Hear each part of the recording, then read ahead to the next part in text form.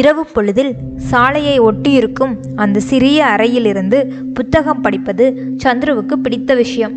அன்றும் அப்படி படித்து கொண்டிருந்த போது தன் பழைய நண்பன் சேது அங்கு வந்தான்.